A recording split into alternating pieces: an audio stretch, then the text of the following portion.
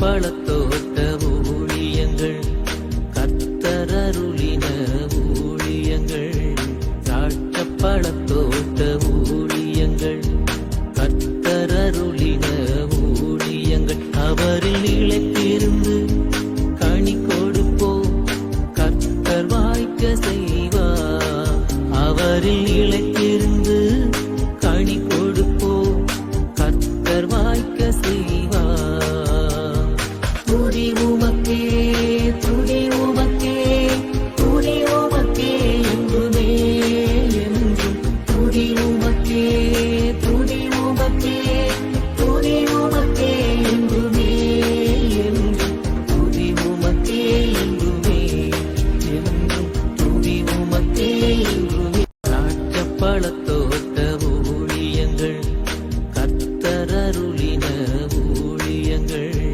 திராட்சை பழத்தோட்ட ஊழியங்கள் கர்த்தரருளின ஊழியங்கள் அவரில் நிலைத்திருந்து கனி கொடுப்போம் கர்த்தர் வாய்க்க செய்வார் அவரில் நிலைத்திருந்து கனி கொடுப்போம் கர்த்தர் வாய்க்க செய்வார் துதி உமக்கே துதி உமக்கே துதி உமக்கே என்றுமே என்றும் துதி உமக்கே துதி உமக்கே துதி உமக்கே என்றுமே என்றும் துதி சிறியவனை பொழுதிலிருந்தும் எளியவனை குப்பையிலிருந்தும் எடுத்து உயர்த்தி ராஜாக்களோடும் பிரபுக்களோடும் பந்தியிருக்க செய்கிற அருமை ஆண்டவர் இயேசு கிறிஸ்துவின் இனிதான நாமத்தினாலே இந்த சத்தத்தை கேட்கின்ற அனைத்து தேவனுடைய பிள்ளைகளுக்கும் என்னுடைய அன்பான வாழ்த்துதல்கள். நீங்கள் கோடா கோடியாய் பெருகுவீர்களாக, உங்களுடைய பிள்ளைகள் கோடா கோடியாய் பெருகுவார்களாக என்று வாழ்த்துகின்றேன், ஆசீர்வதிக்கின்றேன். பிரியத்துக்குரியவர்களே, கர்த்தருடைய கரம் நம்மோடு கூட இந்த வருடம் முழுவதும் இருந்தது நமக்கு மிகவும் ஆச்சரியமாக இருக்கிறது. இப்படியெல்லாம் ஆண்டவர் செய்வாரா, ஆசீர்வதிப்பாராங்கிற அளவிற்கு ஆண்டவர் நம்மை நடத்தினார். எவ்வளவோ நெருக்கடிகள் நமக்கு வந்தன, போராட்டங்கள் வந்தன, என்ன செய்வோம் என்று தெரியாமல் தவித்திருந்த காலங்கள் வந்தன, இருள் நம்மை சூழ்ந்து கொண்டிருந்தது. ஆனால் அதையெல்லாம் கடந்து வெற்றி பெற்று இந்த வருடத்தை நாம் நிறைவு செய்கிற காலங்களுக்குள்ளாக கர்த்தர் நம்மை அடைத்து கொண்டு வந்திருக்கிறார். கர்த்தருக்கு மகிமை உண்டாகட்டும். வருகிற புது வருடம் உங்களுக்கு ஆசீர்வாதமாக இருக்கட்டும். நம்முடைய செய்திகளை தினந்தோறும் கேளுங்கள். அதிகமாக ஜெபித்து தேவனிடத்திலிருந்து பெற்றுக் கொடுக்கப்படுகிற செய்திகள் உங்களுக்கும் உங்களுடைய குடும்பத்திற்கும் எதிர்காலத்திற்கும் பிள்ளைகளுக்கும் இந்த செய்திகள் ஆசீர்வாதமாக இருக்கும் என்பதில் சந்தேகமில்லை.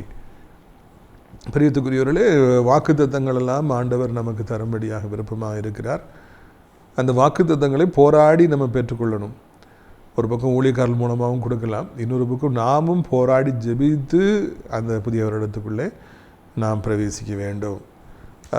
இந்த நாட்களிலே கர்த்தருடைய கிருபையினாலே நமது ஊழியத்தின் சார்பாக சனிக்கிழமை அன்று, வருகிற சனிக்கிழமை அன்று நாகர்கோயிலில் வைத்து முதல் வாக்குத்தத்த கூட்டம் நடைபெறும். காலை 10 மணிக்கு ஆரம்பித்து 1 மணிக்கு நிறைவு பெறும்.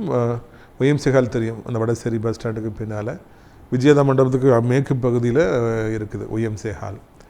அது கூட்டம் நிறைவு பெற்றவுடனே உங்களுக்காக அடியார் தனித்தனியாக ஜெபிப்பேன். இந்த வருடத்தை குறித்து பல காரியங்களை கர்த்தர் ஒரு வேளை உங்களுக்கு தீர்க்க தரிசனமாக வெளிப்படுத்துவார். அதை நீங்கள் மிஸ் பண்ணிடாதீங்க. அனைவருக்கும் சிறப்பான விருந்து வழங்கப்படும் என்பதையும் நான் அறிவித்துக் கொள்கிறேன். பிரியத்துக்குரியவர்களே, அது மாத்திரமல்ல, கர்த்தர் சித்தமானால் இந்த ஞாயிறு வந்து முதல் ஞாயிறாக இருக்கிறபடியினாலே காலை 10 மணி முதல் 12 மணி வரைக்கும் நீங்கள் விரும்பினால் என்னை சந்திக்க வரலாம். நான் தியாசரை தேவனுடைய மாளிகையில் இருந்து உங்களுக்காக ஜெபித்து கர்த்தருடைய ஆசீர்வாதங்களை கொண்டு வர முயற்சி செய்வேன். அடைக்கலான் குருவி எனப்பட்ட ஆவிக்குரிய முதியோர்களும் நமது ஆசிரியத்தில் சத்தாங்குளம் போகிற ரோட்டில் தேவனுடைய மாளிகை இருக்குது, அதற்குள்ளாக இருக்கிறது. நிறைய பேர் அதில் சேர துடிச்சிட்டு இருக்கிறாங்க. இந்த வாரம் 3 பேர் 1ஆம் தேதியில் சேர்றாங்க. பல பகுதியிலிருந்து வந்துக்கிட்டே இருக்கிறாங்க, இன்னும் சேர்த்துக்கிடுங்க ஏன்னு சொல்லிட்டு. அவர்களுக்கெல்லாம் இந்த அடைக்கலான் குருவி முதியோர்களும் ஒரு பெரிய ஆசீர்வாதமாக இருக்கிறது.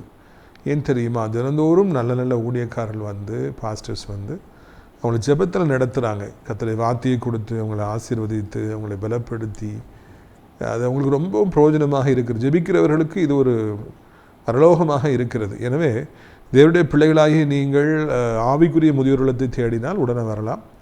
இங்கே இருப்பவர்களுக்கு 3 வேளையும் மிக சிறப்பான உணவுகள் வழங்கப்படுகின்றன. எனவே நீங்கள் அதை பற்றி கொள்ளும்படியாக உங்களை அன்போடு கூட நான் அழைக்கின்றேன். பிரியத்துக்குரியவர்களே, அது மாத்திரமல்ல, கர்த்தருக்கு சித்தமானால் நம்முடைய கூட்டங்கள் நிறைவில் அனைத்து கூட்டங்களிலும் நாம் ஆகாரங்களை கொடுக்குறோம். 1ஆம் தேதி இங்கே இருக்கிற முதியோரிடத்தில் இருப்பவர்களுக்கு நாம் விருந்து அளிக்க வேண்டும். சென்ற கிறிஸ்மஸுக்கு சிஸ்டர் சஜிதாவுடைய தகப்பனார் குடும்பத்தின் சார்பாக கொடுத்தாங்க. அதுக்கு முன்னால் வீரபாண்டியப்பட்டினத்தை சார்ந்த ஜெபமாலை வசந்தி தம்பியினர் மகன் வீடு கட்டினதுனால அவங்க கொடுத்தாங்க. 1ஆம் தேதிக்கு இன்னும் யாரும் நியூ இயர்க்காக அவங்களுக்கு பிரியாணி கொடுப்பதற்கு ஸ்பான்சர் பண்ணலை. கர்த்தரால் ஏவப்பட்டால் நீங்கள் தாராளமாக என்னை தொடர்பு கொள்ளலாம். பிரியத்துக்குரியவர்களே, நமது ஊழியத்தில் நிறைய குடும்பத்தார் இருக்கிறாங்க, நல்ல வரன்கள்லாம் எதிர்பார்த்துட்ருக்குறாங்க. நானும் தினந்தோறும் சில வரன்களை அறிவிக்கிறேன். காரணம், அவங்க திருமணமாகி பிரேக் ஆகிடுச்சு, சட்டப்பூர்வமாக பிரிஞ்சிருக்கிறாங்க. அவங்களுக்கு ஒரு நல்ல ஒரு வாழ்க்கை தேவை, விரைவாக தேவை. இந்த வருட கடைசியில் அவர்களை அறிவிப்பதில் நான் சந்தோஷப்படுகிறேன். ஒன்று, நாகர்கோவிலில் 27 வயது மகள் பிஇ ஆர்கிடெக்ட் முடிச்சிருக்காங்க, வேலையில் இருக்காங்க. அவர்களுக்கு ஜெபிக்கிற படித்து வேலை பார்க்குற மணமகன் தேவை. 2வதாக நாகர்கோவிலில் இருக்கிற தம்பி 37 வயதாகிறது, 60 பேர்களுக்கு மேனேஜராக இருக்கிறாங்க.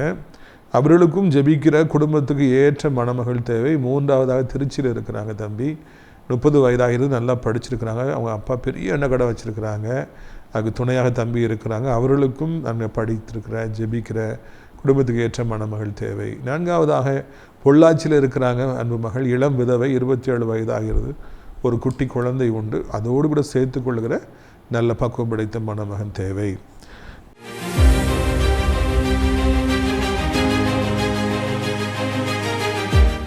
பிரியத்துக்குரியவர்களே, மத்தேயு 11:28, வருத்தப்பட்டு பாரம் சுமக்கிறவர்களே, நீங்கள் எல்லாரும் என்னிடத்தில் வாருங்கள், நான் உங்களுக்கு இளைப்பாறுதல் தருவேன். அவரோட கடைசியில் நிற்கிற அன்பு சகோதரா சகோதரி, பலவிதமான பாடுகள், பலவிதமான வியாதிகள், நெருக்கங்கள், கடன் பாரங்கள், பொல்லாத மனிதர்களுடைய பொல்லாத வார்த்தைகள், குத்தி கிழித்தபடியினாலே, நம்பினவர்கள் துரோகம் செய்தபடியினாலே, எல்லாத்திலும் நீங்கள் தோற்று போனபடியினாலே, வருத்தத்தோடு பாரத்தை சுமந்து கொண்டு, கவலையை சுமந்து கொண்டு, உங்கள் தலையின் மேலே எல்லா கடன்களையும் சுமந்து கொண்டு, சின்ன வயதிலேயே வியாதியை சுமந்து கொண்டு கவலையோடு இருக்கிறீர்களோ, கர்த்தர் சொல்லுகிறேன், என்னிடத்தில் வாருங்கள், நான் உங்களுக்கு இளைப்பாறுதல் தருவேன். ஆண்டவர் இயேசு இந்த வருட கடைசியில் உங்களுக்கு இளைப்பாறுதல் தரும்படியாக, ஆறுதல் தரும்படியாக, அமைதியை தரும்படியாக, இந்த இரவிலே உங்களுக்கு நல்ல நித்திரையை தரும்படியாக, உங்கள் கவலைகளெல்லாம் நீக்கும்படியாக, உங்கள் கண்களில் வடியும் கண்ணீரை துடைக்கும்படியாக அவர் விரும்புகிறார். ஒருவரும் கஷ்டப்படுறவங்களை சேர்த்துக்க மாட்டாங்க, வியாதிப்பட்டவங்களை சேர்த்துக்க மாட்டாங்க, கடன்காரங்களை யாருமே ஃப்ரெண்டுன்னு சொல்லவே மாட்டாங்க, பார்த்தாலே ஓடிடுவாங்க. ஆனால் ஒரே ஒரு நபர் உண்டு, வருத்தப்பட்டு பாரம் சுமக்கிறவங்க, கடன்காரங்க, வியாதிப்பட்டிருக்கவங்க, மக்களால் தள்ளப்பட்டவங்க, பாவியின் முத்திரை குத்தப்பட்டவங்க, எல்லாரும் என்னிடத்தில் பாருங்க, நான் உங்களுக்கு இளைப்பாறுதல் தருவேன் என்று அழைக்கின்றார். அப்படி அன்பு உண்மையானது, தூய்மையானது. எந்த அன்பை எல்லாமே நம்பி ஏமாந்து போன அன்பான மக்களே, இயேசுவண்டை வாருங்கள், எப்பொழுது உங்களுக்கு இளைப்பாறுதல் தருவார், இந்த வருடத்தை ஆசீர்வதித்து தருவார். இயேசு உங்களை ஆசீர்வதிப்பாராக. ஆமீன்.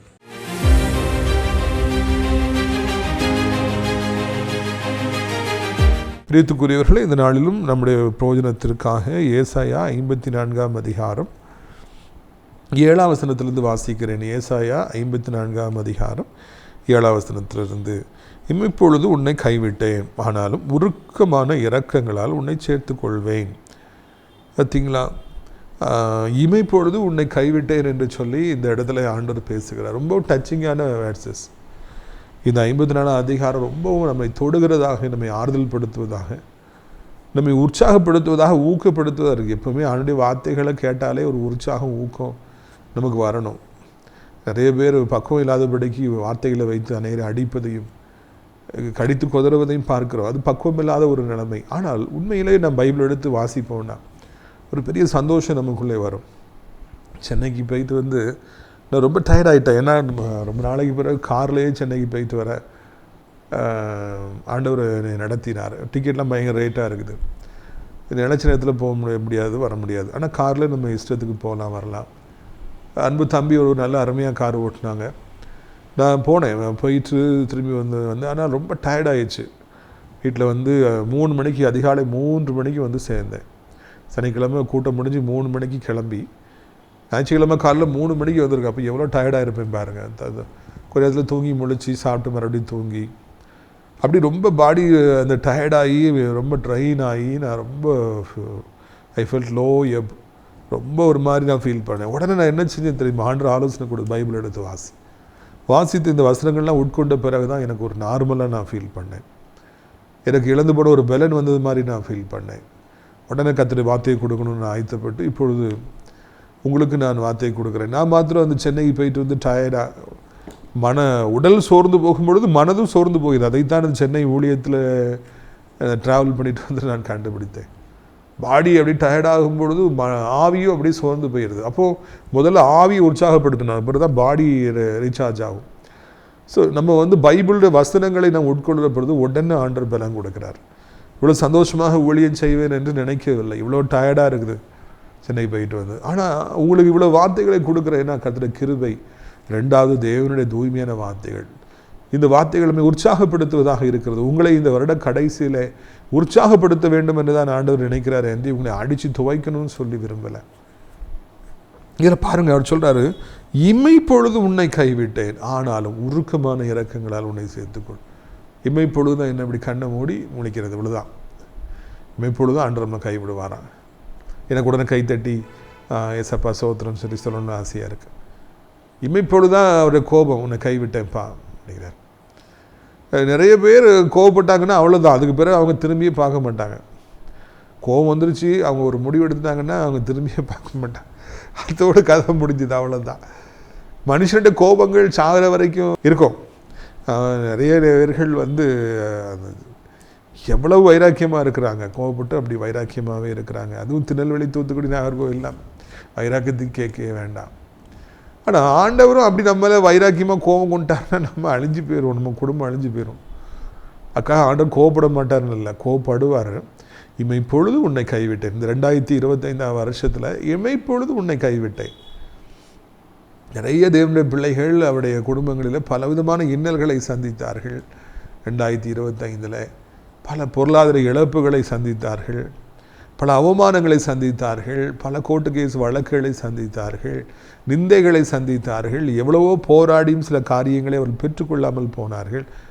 காரணம் என்ன என்று நாம் பார்க்கிற பொழுது ஆண்டவர் ஒரு இமைப்பொழுது அவர்களை கைவிட்டார். தேவனுடைய பிள்ளைகளை என்றென்றைக்கும் அவர் கைவிடுகிறவர் அல்ல, ஒரு இமைப்பொழுது அவர் கைவிடுகிறார். அதனால் நீங்கள் வருத்தப்படுறதுக்கு ஒன்றுமே இல்லை. இனி வர்ற வருஷத்துலையும் நான் இப்படி தான் இருப்பேன் உங்களுக்கு நினைக்காதீங்க.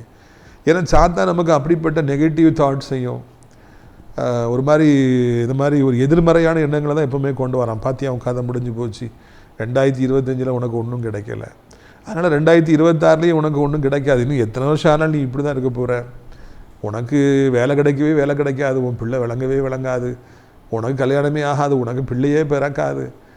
அவங்க தீர்க்கதரிசிகள் மாதிரி அவங்க பேசுவாங்க. நீ வீடு கட்டிடவே மாட்டேன், உனக்கு வந்து பிறப்பிள்ளை பிறக்காது. சாத்தா வந்து யாருடைய வாயிலையாக இருந்து பேசுவான். நமக்கு நியாய தீர்ப்பு கொடுப்பதற்கு யார் இருக்காங்க? கடவுள் தான் சொல்லணும். ஆனால் அந்த உலகத்தார் எல்லாரும் நமக்கு சாபங்களை கொடுப்பாங்க, இதே மாதிரி நியாய தீர்ப்பு கொடுப்பாங்க. நானும் கூட சில நேரங்களில் உங்களை பற்றி இவங்க அப்படி சொன்னாங்க, அவங்க இப்படி சொன்னாங்க சொல்லும்போது ஆச்சரியமாக இருக்கும். என்ன நம்ம தப்பு செஞ்சோம், ஆனால் அவங்க நமக்கு இப்படி சாபங்களை கொடுக்குறாங்களே. மனிதர்கள் நமக்கு சாபம் கொடுத்துருக்கலாம், உனக்கு இது வர்ற வருஷம்லாம் இப்படி தான் இருக்கு, உனக்கு ஒரு நாள் நன்மை நடக்காது. நீங்கள் அதெல்லாம் மைண்ட் பண்ணாதீங்க, அதெல்லாம் கவலையப்படாதீங்க. யார் மனுஷன் கடவுளா? கடவுள் தான். மனுஷன் கடவுள் இடத்துக்கு வர முடியாது. அவன் சொல்கிறதெல்லாம் நடக்கணுங்கிற அவசியமே கிடையாது. பொல்லாத மனிதர்கள் அவங்க என்ன சாபம் கொடுக்குறாங்களோ அந்த சாபம் அவங்க மேலே தான் வரும். நீங்கள் நாசமாக போகணும் ஒருத்தர் சொன்னாங்கன்னா அவங்க நாசமாக போயிடுவாங்க. உன்னை சபிக்கிறவர்களே சபிப்பேன் என்று ஆண்டவர் சொல்லியிருக்கிறார். உனக்கு இது நடக்காதுன்னு சொன்னாலும் அவங்களுக்கு அது அப்படி நடக்காமலே போயிடும். இதைத்தான் நீங்கள் புரிந்து கொள்ள வேண்டும் என்று உங்களை அன்போடு கூட நான் அழைக்கின்றேன். ஆண்டவர் எதுக்கு நம்முடைய வாழ்க்கையில் இந்த வருஷம் சில பாடுகளை நமக்கு அனுமதிச்சார், கஷ்டங்களை அனுமதிச்சார்னா அது ஒன்று ஜெயவ ரகசியம். அது எதுக்காக ஆண்டவர் அப்படி செஞ்சார் நமக்கு இப்போ தெரியாது. இன்னொன்று அற்ப காரியம், அந்த வந்து இம்மை பொழுது தான், அது அற்பமான நேரம் தான், கொஞ்ச நேரம் தான் அவர் கைவிட்டார். இனி வர காலங்களில் நிச்சயமாக ஆண்டவர் ஆசீர்வதிப்பார். ஸோ இப்போ நீங்கள் சந்திக்கிற இந்த ஃபினான்ஷியல் செட்பேக், ஹெல்த்தில் செட்பேக், அதாவது பொருளாதாரத்தில் பிரச்சனைகள், சரீரத்தில் வியாதிகள், பலகீனங்கள், நெருக்கங்கள், ஒடுக்கமான பாதையெல்லாம் கொஞ்சம் தான். இனி வந்து 2026 அதெல்லாம் நீ அனுபவிக்கணும்னு சொல்லி யாரும் கொண்டு வரவே மாட்டார். கொரோனா காலம் உங்களுக்கு தெரியும்னு நினைக்கிறேன். கோவிட் அதான் பயங்கரமாக அட்டாக் பண்ணுச்சு. உலக வரலாற்றிலே அப்படி கொரோனாங்கிறது ஒன்று வரணும் யாருமே கனவு கூட கண்டிருக்க மாட்டாங்க. லாக்டவுன் நாங்கள் வீட்டுக்குள்ளே இருக்கணும், நாங்கள் வெளியே வந்தால் போலீஸ் பிடிச்சிரும், முகமூடியை போட்டுங்கன்னாங்க, யார்ட்டையும் பக்கத்தில் வரக்கூடாது, பேசக்கூடாதுன்னாங்க. ஆஸ்பத்திரிகள் நிரம்பி ஒளிம்பிச்சு, கூட்டமாக மக்கள் செத்துட்டு போனாங்க, அடக்கம் பண்ணாங்க. அதுக்கப்புறம் சர்ச்சுக்கு வரக்கூடாதுன்னு சொன்னாங்க. எவ்வளவோ கோவிட் ஒரு பயங்கர ஒரு கோலியாத்தாக வந்தது. பிரியத்துக்குரியவர்களே, இன்றைக்கி அந்த கோவிட் அங்கேயே போயிட்டு, இன்றைக்கி அந்த கோவிட்டை காணும். அது அற்ப காலம் ஆண்டவர் ஒரு இமைப்பொழுது அதை அனுபவிச்சார், அவ்வளோதான். அதுக்கு பிறகு இப்போ அது இல்லாமலே போயிடுச்சு. இதுதான் கர்த்தருடைய நடத்துதல். கர்த்தர் கோவிட் வாழ்க்கை முழுக்க இருக்கும், உலகத்தில் இருக்குன்னா கடவுள்னு ஒருத்தருக்கு இடம் இல்லாமல் போயிடும். கொஞ்ச காலம் அதை அனுமதிப்பார், அவ்வளோதான். அதுக்கு பிறகு அது இல்லாமல் போயிடும். உங்கள் வாழ்க்கையிலும் இந்த வருஷத்தில் சில பாடு, கஷ்டம், அவமானம், வியாதி, ஆஸ்பத்திரி, தேவையில்லாத செலவு, விபத்து, இதெல்லாம் கர்த்தர் அனுமதிச்சிருக்கலாம். சாத்தான் இது என்றைக்கு உனக்கு வந்துடும் பார்த்துக்க, நீ இப்படி தான் இருப்பா பார்த்துக்க அப்படின்னு சொல்லி பயனாடிட்டு இருப்பான். ஆனால் அதெல்லாம் நடக்காது என்பதை நீங்கள் புரிந்து கொள்ளணும். அடுத்த வசனத்தை பாருங்கள், ஏசாயா 54:8. அற்ப காலம் மூண்ட கோபத்தினால் என் முகத்தை இமைப்பொழுது உனக்கு மறைத்தேன், ஆனாலும் நித்திய கிருபையுடன் உனக்கு இறங்குவேன் என்று கர்த்தராகிய உன் மீட்பர் சொல்கிறார். அற்ப காலம் ஆண்டவருக்கு நம்ம மேலே கோபம் மூண்டுச்சான், அதனால் ஒரு முகத்தை மறைச்சிக்கிட்டாரான். கர்த்தர் முகத்தை மறைச்சாரா நம்ம என்னத்துக்காகும்? ரொம்ப கஷ்டமான சூழ்நிலைகளை வந்துடுங்க. சிம்சோன்னு ஒருத்தர் ஒரு மிகப்பெரிய ஒரு ஊழியக்காரன், மாபெரும் பலசாலி இந்த உலகத்தில் இருந்தார். அவர் கர்த்தருடைய பிள்ளை, கர்த்தரால் அபிஷேகம் பண்ணப்பட்டவர். அவர் பிறப்பை குறித்து தீர்க்கதரிசனம் உரைக்கப்பட்டது. ஆண்டவருடைய பிறப்பை குறித்து ஏசாயா தீர்க்கணும், இன்னும் பலர் தீர்க்கதரிசனம் உரைச்சது மாதிரி இவருடைய பிறப்பை குறித்தும் தீர்க்கதரிசனம் உரைக்கப்பட்டது. அவர் இந்த பூமியில் இருந்த காலங்களில் யாருக்கும் இல்லாத வல்லமை உடையவராக இருந்து இஸ்ரவேலருடைய எதிரிகளாகிய பெலிஸ்தியர்களை துவம்சம் செய்தார். பல வருடங்கள் அவரை யாருமே அசைக்க முடியல. பெலிஸ்தியர்கள் விழிபிதுங்கி போயிட்டாங்க, இவரை அடக்கவே முடியாதான், எவ்வளோ பெரிய இராணுவம் வந்தாலும் அடித்து துவைச்சிருவார். சிங்கிள் மேனாக 1000 வீரலாம் அடித்து கொண்டுருவார். அந்த மாதிரி ஒரு பலசாலி, சிங்கத்தெல்லாம் கிழிச்சு போட்டுருவார். நாட்டை மூடி இருக்கிற பெரிய பல ஆயிரக்கணக்கான கிலோ உள்ள கேட்டெல்லாம் தூக்கி வச்சுட்டு போயிடுவார். எத்தனை மைல் நடப்பார். அவ்வளோ பெரிய பலசாலி. திடீர்னு கொஞ்சம் பலகீனமாக இருக்கும்போது கர்த்தரை விட்டு கொஞ்சம் தூரமாக போனார். உடனே எதிரிகள் பிடிச்சிட்டாங்க. பிடிச்சி என்ன செஞ்சாங்க தெரியுமா? அப்படி கண்ணை பிடிங்கிட்டாங்க. முதல்ல கண் இருந்தால் தானே இவன் சண்டை போடுவான்னு கண்ணை பிடிங்கிட்டாங்க. அடுத்தாப்பில் அவர் மொட்டை அடிச்சிட்டாங்க. அடுத்தாப்பில் அவரை சங்கிலியெல்லாம் கெட்டினாங்க. ஒரு ஜெயிலில் கொண்டு அடைச்சாங்க. அதோடு போதாதுன்னு சொல்லி அவரை மாவரைக்க வச்சாங்க. மாடு தான் அந்த காலத்தில் சுற்றி சுற்றி வரும். அது மாதிரி மாடு மாதிரி நீ மாவரைச்சிக்கிட்டுன்னு சொல்லி வச்சு அவரை கேவலப்படுத்துனாங்க. எப்படிலாம் வெக்கப்படுத்த முடியுமோ, கேவலப்படுத்த முடியுமோ அப்படிலாம் கேவலப்படுத்துனாங்க. பிசாசு எந்த அளவுக்கு தேவனுடைய பிள்ளைகளை கேவலப்படுத்த விரும்புகிறான் என்பதற்கு இந்த சிம்சோனுடைய வீழ்ச்சி ஒரு மிக சிறப்பான ஒரு எடுத்துக்காட்டு. அற்ப காலம் ஆண்டவர் முகத்தை மறைச்சிட்டார், அப்படி கண்ணை மூடிட்டார். அதனால சிம்சோனுக்கு மிகப்பெரிய ஒரு இழப்பு ஏற்பட்டு, ஒரு நிமிஷம் ஆண்டவர் விலகிட்டார், கண்ணை மூடிக்கிட்டார். அதனால எதிரிகள் அவரை அடித்து துவைச்சி இப்படி சிறுமப்படுத்தி வேடிக்கை காட்ட வச்சு அவரை மாவு அரைக்க வச்சாங்க, மாடு மாதிரி. வீட்டுக்குரியவர்களே, இதுதான் சாத்தானுடைய சுபாவமாக இருக்கிறது. பிரகாசிக்கிற பிள்ளைகளை, தேவனுடைய பிள்ளைகளை எப்படியாவது அவமானப்படுத்தி விட வேண்டும், எப்படியாவது அவர்களை சிறுமைப்படுத்திட வேண்டும், எல்லாரையும் பார்த்து சிரிக்க வைக்கணுங்கிறது தான் அவனுடைய எண்ணமாக இருக்கிறது. அது எப்பொழுது நடக்கும் தெரியுமா? கர்த்தர் கண்ணை மூடிட்டார்னா தான் நடக்கும். இமைப்பொழுது என் முகத்தை உனக்கு மறைச்சேன், அவ்வளோதான். இமைப்பொழுது அவர் மறந்தால் கூட நம்ம ஒன்றும் இல்லாமல் போயிடும். அதை இந்த வருஷத்தில் 2025 அப்படி இமைப்பொழுது அவருடைய முகத்தை மறைத்து விட்டார். நம்ம அவரை ஏதோ சில காரணங்களால் கோவப்படுத்திருக்கலாம். அப்படி வாழ்க்கையில் நம்ம பல தவறுகளை நம்ம செஞ்சுருக்கலாம். மனிதர்கள் தானே, அநேக நேரங்களில் நம்ம தவறி போயிருக்கலாம், பாவங்கள் செய்திருக்கலாம். அவருக்கு பிடிக்காத ஏதோ சில காரியங்களை நம்ம செஞ்சுருக்கலாம், வீட்டுக்கு கொண்டு வந்திருக்கலாம், இல்லைனா ஏதோ ஒன்று நம்ம தேடி போயிருக்கலாம். அது ஆண்டவர் கோபத்தை ஏற்படுத்தியிருக்கு, நமக்கு தெரியாது.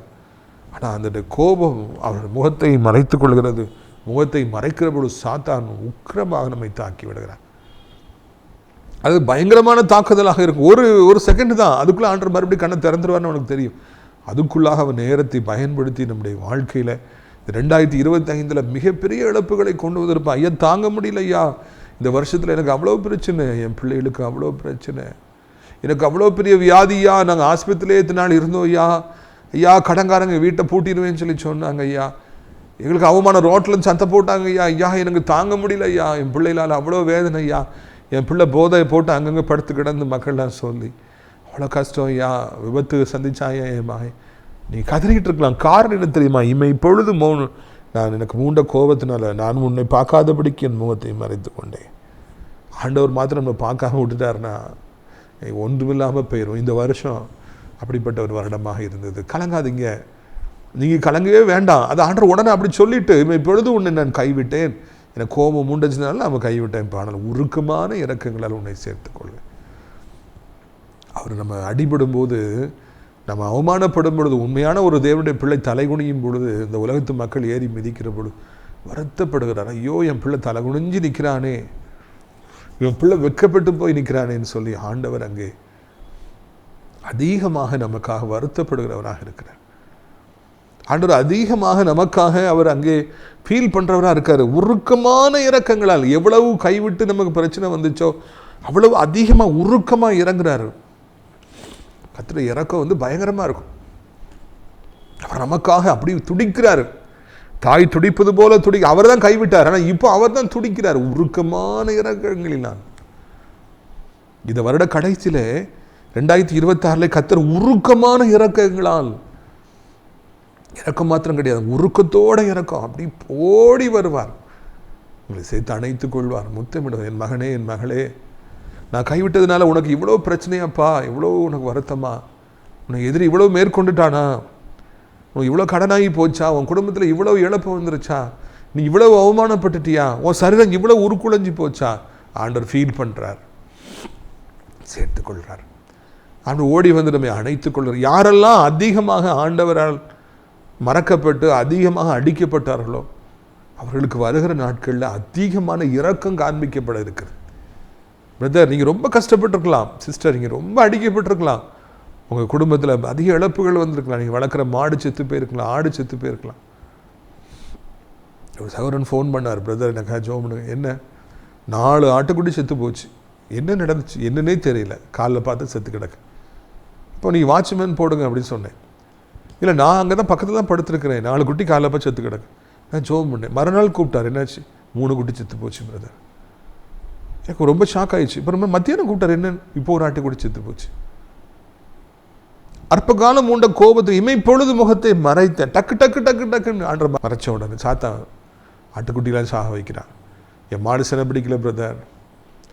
அரியர் சிஸ்டர் ஷீலா அடிக்கடி சொல்லுவாங்க, என் மாடு செனை பிடிக்கல, 10 வருஷம் ஆச்சு, அதனால் எங்களுக்கு பால் வச்சு விற்று தான் நாங்கள் வாழ்கிறோம், செனை பிடிக்கலைன்னா எப்படி நாங்கள் வாழ முடியும்னு அவங்க கேட்பாங்க. மாடு குட்டி போட்டு அது பால் கொடுக்குற பொழுது அதை கறந்து தான் மக்கள் அவங்க பாலை கொடுத்து அவங்க விற்று அவங்க பாவம் ஜீவனம் பண்ணுறாங்க. அந்த மாடுகளுக்கு ஆபத்து வந்துடக்கூடாது, வியாதி வந்துடக்கூடாது, எவ்வளவோ சிரமங்கள் மனிதர்களுக்கு இருக்கின்றன. கிருபை தான், அவனுடைய உருக்கமான இரக்கம்தான். அவர் உருக்கமாக நமக்கு இறங்கினாதான் இதெல்லாம் தான் நம்ம வெளிவர முடியுங்க. இது நம்முடைய மாம்சத்தில் இதெல்லாம் மேற்கொள்ளவே முடியாது. எத்தனையோ வருஷம் குழந்தை இல்லாமல் இருக்கிறாங்க. கடவுள் உருக்க இரக்கமாக இறங்கினால்தான் அந்த குழந்தை உண்டாகும், பாக்கியம் கிடைக்கும், வேற பிள்ளை கிடைக்கும். பிரியத்துக்குரியவர்களே, இன்றைக்கு உங்கள் வாழ்க்கை மாற வேண்டும் என்றால், ஒன்று நீங்கள் ஜெபிக்க வேண்டும், உங்களுக்காக பரிசுத்தவான்கள் ஜெபிக்க வேண்டும், பெற்றோர்கள் ஜெபிக்கணும். இரண்டாவதாக கர்த்தர் உங்களுக்காக உருக்க இரக்கமாக இறங்கணும். அவர் மாத்திரம் உருக்க இரக்கமாக இறங்கிட்டாருன்னா அதுக்கப்புறம் உங்கள் வாழ்க்கையில் நீங்கள் பயப்படுங்கிறது எதுவுமே இருக்காது, நீங்கள் கவலைப்படுறதுங்கிறது எதுவுமே இருக்காது. அதை நீங்கள் நன்றாக தெரிந்து கொள்ளும். எப்போ ஆண்டவர் உருக்கமாக இரக்கமாக இறங்குறாரு, உங்களை சேர்த்துக்கொள்கிறாருன்னா, சாத்தா உங்களை அடின்னு அடிக்கும் பொழுது, நீங்கள் அவமானத்துக்கு மேலே அவமானங்களை படும்போது அவர் ரொம்ப ஃபீல் பண்ணுறார். ஆண்டவர் ரொம்ப ஃபீல் பண்ணி அவர் அதிகமாக நமக்காக இறங்குகிறார். 2025 அதிகமாய் தாழ்த்தப்பட்ட சகோதர சகோதரி, கர்த்தருக்குள் களி கூறுங்கள். உங்களை ஆசீர்வதிப்பதற்காக சேர்த்துக்கொள்வதற்காக ஆண்டவர் ஓடோடி வருகிறார் என்கிற நல்ல செய்தியை உங்களுக்கு நான் அறிவிக்கும்படியாக விரும்புகிறேன். கர்த்தருடைய கைகள் குறுகி போகவே இல்லை, அவனுடைய கைகள் குறுகி போகவே இல்லை என்பதை உங்களுக்கு நான் நினைவூட்டும்படியாக விரும்புகிறேன். ஆண்டவர் நிச்சயமாக உங்களை ஆசீர்வதிப்பார் என்பதையும் உங்களுக்கு நான் நினைவூட்டும்படியாக விரும்புகிறேன். நிச்சயமாகவே ஒரு முடிவு உண்டு. இந்த அடிபட்ட காலங்கள் எவ்வளவு கதர்னீங்களோ, அவமானப்பட்டீங்களோ, வேதனையான துடிச்சிங்களோ, தூங்காமல் கடந்தீங்களோ, அதுக்கு தக்கதாக ஆண்டவர் பல மடங்கு உங்களை ஆசீர்வதிப்பார். அவர் உங்களை சேர்த்து கொள்வார், மனம் இறங்குவார், உங்களுக்கு மனம் இறங்குவார். இடிந்து கிடக்கிற உங்களுடைய வாழ்க்கையை ஆண்டவர் கெட்டுவார், பிள்ளைகளுடைய வாழ்க்கையை கெட்டுவார். இழந்து போனது எல்லாத்தையும் ஒரு நிமிஷத்தில் ஆண்டவர் உங்களுக்கு திருப்ப கொடுப்பார். 1 மடங்கு அல்ல, 2 மடங்கு கொடுப்பார். யோபுக்கு ஆண்டவர் உருக்க இறக்கமாக இறங்கினார். விளைவு என்ன தெரியுமா? 1 இழந்தார்னா 2 கொடுத்தார். ஏன்னா ஆண்டவர் இறக்கம் அவ்வளோ பெருசு. மனுஷன் எவ்வளோ வாங்கினா கரெக்டாக திருப்ப கொடுப்பான். நான் ஆண்டவர் நம்மகிட்ட இருந்து ஏதாவது சாத்தா எடுத்ததுனா 2 மடங்கு நமக்கு தருகிறார். ஈசாக்குக்கு 100 மடங்கு கொடுத்தார். காரணம் அந்த அளவுக்கு ஆண்டவர் இறக்கம் பெரியது. பிரியத்துக்குரியவர்களே, தேவன் நமக்கு பல மடங்கு நன்மைகளை செய்கிறவராக இருக்கிறார். ஆனால் அவர் நமக்கு உருக்கு இறக்கமாக இறங்கணும். தேவரீர் எனக்கு இறங்குங்கன்னு சொல்லி கேளுங்க. அந்த பர்தலைப்பட்ட குருடன் தாவீதின் குமாரனே எனக்கு இறங்கும் என்று சொல்லி கதறினான். ஆண்டவரே எனக்கு இறங்குங்கப்பா, எனக்கு மனம் இறங்குன்னு சொல்லி கதறினான். ஆண்டவர் இறங்கினாரு, உருக்கு இறக்கமாக இறங்கினாரு. பிறவி குருடனாகி அவருக்கு கண் பார்வை கிடைத்தது. பிரியத்துக்குரியவர்களே, உங்களுக்கும் கூட ஆண்டவர் உருக்கு இறக்கமாக இறங்குவார். பத்லேமுக்கு இறங்கி ஆண்டவர் உங்களுக்கும் இறங்காமல் இருப்பாரா? நிச்சயமாக இறங்குவார். அவர் உங்களை சேர்த்து கொள்வார். எல்லாரும் ஆச்சரியப்படுவாங்க, இவன் கதை முடிஞ்சு போச்சுன்னு நினச்சோமே, இவன் பிஸ்னஸ் முடிஞ்சு போச்சுன்னு நினச்சோமே, இவன் ஊழியம் முடிஞ்சு போச்சுன்னு நினச்சோமே, கர்த்தர் மறுபடியும் எழுப்பிட்டாரேன்னு சொல்லி எல்லாரும் ஆச்சரியப்படுவாங்க. ஏன் தெரியுமா? கர்த்தர் உருக்கு இறக்கமாய் அவர் உங்களுக்கு இறங்கும் பொழுது நிச்சயமாக அப்படி தான் இருக்கும். உங்களுடைய ஆசீர்வாதங்களுக்காக நான் ஜெபிக்கும்படியாக நான் விரும்புகிறேன். நீங்கள் எல்லாம் கண்களை மூடி என்னோடு சேர்ந்து ஜெபிப்பீர்களா? நாம் ஜெபிக்கலாம். அப்பா பிதாவே, வானத்துக்கு பூமிக்கும் ஆண்டவரே, இந்த அருமையான நாளிலும் கூட ராஜா, அற்புதமான ஒரு வார்த்தையை கேட்க எங்களுக்கு நீங்கள் உதவி செய்திருக்கிறீங்க. கர்த்தாவே, நீங்கள் உருக்க இறக்கமாக எங்களுக்காக இறங்குகிறீர்கள். அற்பகாலம் மூண்ட கோபத்தினால இமைப்பொழுது உடைய முகத்தை எங்களுக்கு மறைச்சிங்க. அதனால சாத்தா எங்களை அடி நடிச்சிட்டான்ப்பா. பொல்லாத மனிதர்கள் ஏறி எங்களுக்கு தலைமையில ஏறி நடந்து போனார்கள் ஐயா. ஆண்டவரை, நாங்கள் அதிக சிறுமைப்படுத்தப்பட்டு 2025 சிம்சோன் கண்களை பிடுங்கப்பட்டு அவன் சிறுமைப்படுத்தப்பட்டது போல சாத்தானிகளை எவ்வளவோ சிறுமைப்படுத்தினார். கண்களுக்கு முன்பதாக எவ்வளவோ தீங்குகள் எங்களுக்கு சம்பவித்தன. எவ்வளவோ போராடி அதையெல்லாம் எங்களால் தடுக்கவே முடியல. எவ்வளவோ போராடி வெற்றி பெற முடியல. எவ்வளவோ விதைத்தும் ஒன்றையும் அறுக்க முடியல. தகப்பனே, உம்மிடத்தில் எவ்வளவோ நாங்கள் கேட்டும் ஒன்று நடக்கலை. இருப்பினும் தகப்பனே, இந்த அருமையான நாளிலும் கூட கர்த்தாவே, நீர் எங்களுக்கு மனம் இறங்குகிறவராக இருக்கிறீர். உருக்கு இறக்கமாக இறங்குகிறீர். எங்களை ஓடி வந்து அணைத்து கொள்ளுகிறீர். எங்களுக்கு பல மடங்கு ஆசீர்வாதங்களை தருகிறீர். யோபு வீட்டுக்கு ஒரு சாத்தான் பிடுங்க 2 மடங்கு திரும்ப கொடுத்தீர். ஈசாக்குக்கு அந்த அந்நிய நாட்டில் எல்லாரும் கேவலமாக நினச்ச அந்த ஊரில் கனப்படுத்தும்படியாக எல்லாரும் அதிர்ந்து போகும்படியாக 100 மடங்கு ஆசீர்வாதங்களை கொடுத்தீங்கப்பா. இந்த வருட கடைசியில் தகப்பனே, உடைய பிள்ளைகளை 100 மடங்கு நீர் ஆசீர்வதிக்க வேண்டும். யாரெல்லாம் இந்த சத்தத்தை கேட்டு ஜெபிக்கிறார்களோ, மனம் பதறி போய் நிற்கிறார்களோ, இழந்து போய் நிற்கிறார்களோ, இழப்பின் மத்தியில் நிற்கிறாங்களோ, வேதனையின் மத்தியில் நிற்கிறாங்களோ, பண தேவையின் மத்தியில் நிற்கிறாங்களோ, சுகமத்தை கிடைக்காதா என்று ஏங்கி நிற்கிறாங்களோ, 100 மடங்கு பேரெண்ணம் கொடுக்கணும். 100 மடங்கு ஆசீர்வாதங்களை கொடுக்கணும். அதுக்கு நீங்கள் ஒரு வார்த்தை சொன்னால் போதும்ப்பா. அவிசுவாசங்கள் போகட்டும். அதிர்ச்சியை தாங்க முடியல. நடந்த சம்பவம் அப்படி கண்ணுக்கு முன்னாலே நிற்கிது பிரதர். அதை மறக்கவே முடியல. அந்த விபத்தை மறக்கவே முடியல. அந்த வேதனையான காட்சி என் கண்ணை விட்டே போக மாட்டேங்குது பிரதர். அதனால் எனக்கு ஒன்றுமே செய்ய முடியலன்னு சொல்லி நிற்கிறவங்களெல்லாம் மறக்க செய்து, பலம் கொடுத்து, ஆட்டி தேற்றி தட்டி கொடுத்து, அவரை தொடர்ந்து நடக்க செய்ய, வேலைகளை செய்ய, நார்மலாய் மாற எப்படி அது கிருபை பாராட்டுங்க. உங்களுடைய இறக்கம் எங்களுக்கு கிடைச்சிச்சுன்னா போதும். முக்கியமாக பொருளாதார இழப்புகளை சந்தித்திருக்கிற பிள்ளைகளுக்கு ஆண்டவரை அவமானப்பட்டு கடன்காரங்களால் கேவலப்பட்டு நிற்கிற பிள்ளைகளுக்கு புது வாழ்வு தாரும். வருமானத்துக்கான வழிகளை நிரந்தரமாக நீர் உருவாக்கி தர வேண்டும் என்று கெஞ்சுகிறோம். இந்த நாளிலும் கூட இது சத்தத்தை கேட்குற பிள்ளைகள் யாராக இருந்தாலும் சரி, எவ்வளவு நெருக்கத்தில் இருந்தாலும் சரி, அவர்களுக்கு ஒரு அற்புதத்தை கண்டிப்பாக நீ செய்து தான் ஆகணும். உங்களுடைய கோபம் இனி எங்களுக்கு வேண்டாம் ஐயா. இனி உங்களுடைய இறக்கம்தான் எங்களுக்கு வேணும், உருக்கம்தான் எங்களுக்கு வேணும், கோபம் எங்களுக்கு வேண்டாம். 2026 போகும்போது கோபம் பின்னால் வராதபடி காத்துக்கொள்ளுங்க. தேவரீர் வியாதிப்பட்ட பிள்ளைகளை இப்பொழுதே சுகமாக்குங்க. தூங்க முடியலையா, சாப்பிட முடியலையா, நடக்க முடியல, மாடிப்பள்ளி ஏறி இறங்க முடியல, வேலையை செய்ய முடியல, சம்பாதிக்க முடியல, படிக்க முடியல, ஒவ்வொருக்கும் குடியை விட முடியல ஐயா, கெட்ட பழக்கங்களை விட முடியல, உதவி செய்யுங்க. பிள்ளைகளுடைய கண்ணீரை கண்டு அவருடைய தகப்பனை வாழ்க்கையில் எல்லா பக்கமும் அற்புதங்களை செய்யுங்க. போதை பழக்கங்களை விட முடியல, மொபைலை விட முடியல, பைக்கில் வேகமாக போகிறத விட முடியல சொல்கிற பிள்ளைகளுக்கெல்லாம் உதவி செய்யுங்க. கிருபை தாங்கட்டும். ஆண்டவரை, இந்த அருமையான நாளிலும் கூட வயதானக்களை விழுந்து விடாதபடி 2 கைகளை ஏந்தி கொள்ளுங்க. உலகம் இருக்கிற அத்தனை நாடுகளையும் அத்தனை மக்களையும், இந்திய தாய் திருநாட்டை அனைத்து மக்களையும் ஆசீர்வதிங்க. முக்கியமாக அனைத்து ஊழியக்காரர்களையும் அனைத்து தேவனுடைய பிள்ளைகளையும் ஆசீர்வதிங்க. நான் ஆசிரியர் திராட்சைப்பழத்தொட்ட ஊழியர்களை நேசிக்கிறேன். நாள்தோறும் நிகழ்ச்சிகளை பார்க்குற, அறிமுகப்படுத்துகிறேன். அடைக்கலான் குருவி முதியோர்களை காணிக்கையான ஜபத்தில் தாங்குகிற பிள்ளைகளை ஆசீர்வதிங்க. இறைமகனே, இந்த நாளிலும் கூட இது சத்தத்தை கேட்ட பிள்ளைகள் ஒவ்வொருவருக்கும் உதவி செய்யுங்க. உமக்கே மகிமை செல்லட்டும். இயேசுவின் மூலம் ஜெபிக்கிறோம் நல்ல பிதாவே, ஆமென். என் ஆத்துமாவை கர்த்தரை சோத்திரி, என் முழுவதுமே அவருடைய பரிசுத்த நாமத்தை சோத்திரி. என் ஆத்துமாவை கர்த்தரை சோத்திரி, அவர் செய்த சகல உபகாரங்களையும் ஒருபொழுதும் மறவாதே, ஆமென். கர்த்தராகிய இயேசு கிறிஸ்துவின் கிருபையும் பிதாவாகிய தேவனுடைய அன்பு பரிசுத்தாடி அந்யோன்யமில்லாத பிரசன்னம் அனைவருடைய எஞ்சைக்கு சதா காலங்களிலும் தங்கியிருப்பதாக. அல்லேலூயா. God bless you.